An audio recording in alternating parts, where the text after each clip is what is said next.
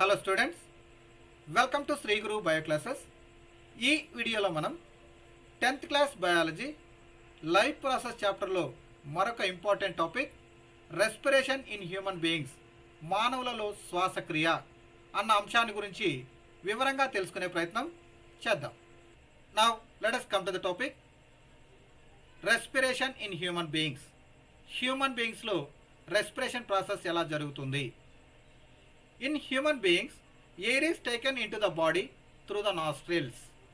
Human బీయింగ్స్లో air అనేది nostrils ద్వారా లోపలికి వెళ్తుంది. The air passing through the nostrils is filtered by fine hairs that lie in the passage. So ఎప్పుడైతే nostrils ద్వారా ఎయిర్ లోపలికి వెళ్తుందో నోస్లో ఉన్నటువంటి హెయిర్స్ ఆ ఎయిర్ని ఫిల్టర్ చేయడం జరుగుతుంది. ఫిల్టర్ చేయడం అంటే ఏంటి? మనం తీసుకునేటటువంటి ఎయిర్లో ఎలాంటి బ్యాక్టీరియాస్ కానీ డస్ట్ పార్టికల్స్ కానీ ఇలా ఏదైనా ఉన్నట్టయితే ఈ హెయిర్స్ మధ్య చిక్కుకొని ఎయిర్ ఫిల్టర్ అయ్యి మంచి ఎయిర్ మాత్రమే లోపలికి వెళ్తుంది, మిగతా డస్ట్ పార్టికల్స్ అన్నీ కూడా బయటకు రావడం జరుగుతుంది. The passage is also lined with mucus with helps in this process. So ఈ హెయిర్తో పాటుగా ఈ నాస్ట్రిల్స్లో లోపల వైపున మనకి మ్యూకస్ మెంబ్రైన్ అనేటటువంటి ఒక పల్చని మెంబ్రైన్ ఉంటుంది. ఈ మ్యూకస్ మెంబ్రైన్ ఎప్పుడు వెట్గా ఉంటుంది, అంటే తడిగా ఉంటుంది.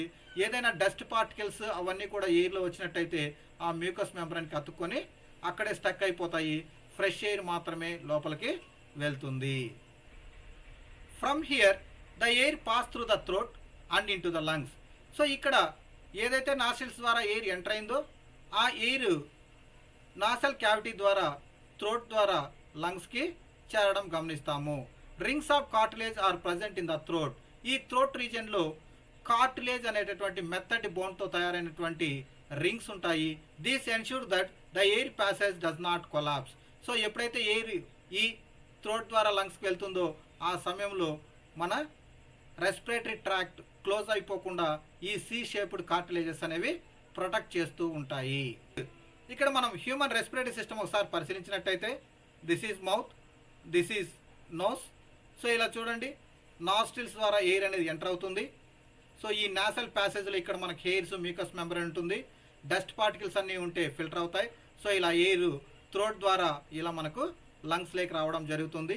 సో ఈ నాసల్ క్యావిటీ నుండి ఈ థ్రోట్ ద్వారా మనకు లంగ్స్కి వచ్చే సమయంలో ఇక్కడ రింగ్స్ ఆఫ్ కార్టిలేజెస్ అంటే సి షేప్లో ఉన్నటువంటి కార్టిలేజెస్ ఉంటాయి.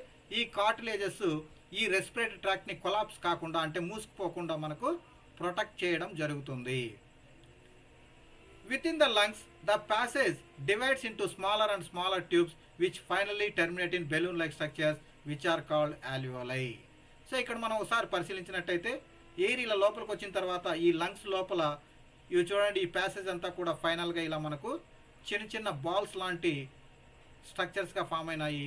ఈ స్ట్రక్చర్స్నే మనము ఆల్వియోలై, మనం సింగులర్లో ఆల్వియోలస్గా చెప్పడం జరుగుతుంది. ఫైనల్గా మనం నాస్ట్రిల్స్ ద్వారా తీసుకున్నటువంటి ఎయిర్ లంగ్స్లోకి, లంగ్స్ ద్వారా మనకు ఫైనల్గా ఆల్వియోలైలోకి రావడం జరుగుతుంది. The alveoli provide a surface wear the exchange of gases takes place. ఎప్పుడైతే ఎయిర్ ఆల్వియోలైలోకి వస్తుందో అక్కడ నుండి గ్యాసెస్ ఎక్స్చేంజ్ అనేది జరుగుతుంది. మనం తీసుకున్నటువంటి ఎయిర్లో ఉన్నటువంటి ఆక్సిజన్ అంతా కూడా బ్లడ్లో ఉన్నటువంటి కార్బన్ డైఆక్సైడ్ అంతా కూడా ఈ ఆల్వియోలస్లోకి రావడం జరుగుతుంది.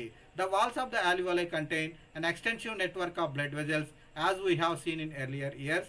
When we breathe in we lift our ribs and flatten our diaphragm and the chest cavity becomes larger as a result. So ఎప్పుడైతే మనం ఎయిర్ని తీసుకుంటామో, ఎయిర్ని బయటకు వదులుతామో, మన చెస్ట్ క్యావిటీ కానీ మన రిబ్స్ కానీ పైకి కిందకి మూవ్ అవ్వడం మనం గమనిస్తూ ఉంటాం.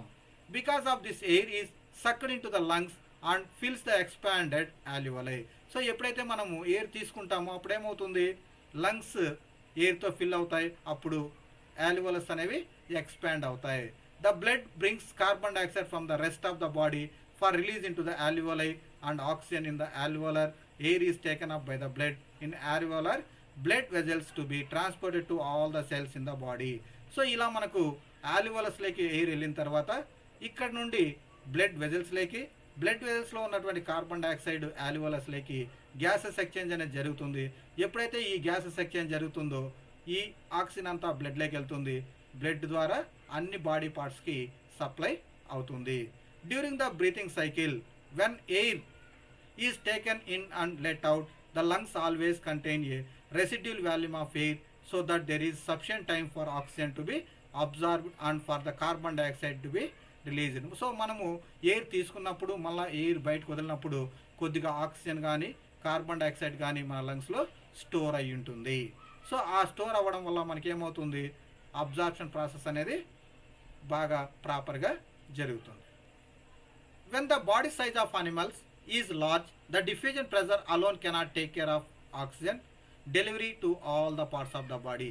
సో ఇప్పుడు లంగ్స్కి వచ్చింది, లంగ్స్లో ఆక్సిజన్ అనేది బ్లడ్లో ఉన్న కార్బన్ డైఆక్సైడ్ లంగ్స్లోకి అంటే ఆల్వియోలస్కి డిఫ్యూజ్ అయింది.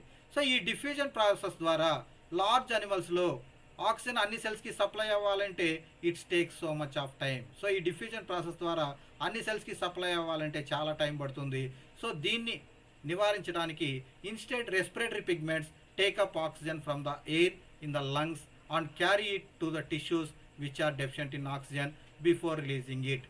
సో ఈ ప్రాబ్లమ్ని నివారించడానికి బ్లడ్లో ఉన్నటువంటి కొన్ని పిగ్మెంట్స్ లంగ్స్ నుంచి వచ్చినటువంటి ఆక్సిజన్ బైండ్ చేసి ఎక్కడైతే సెల్స్ ఆక్సిజన్ తక్కువగా ఉంటుందో ఆ సెల్స్కి సప్లై చేస్తాయి.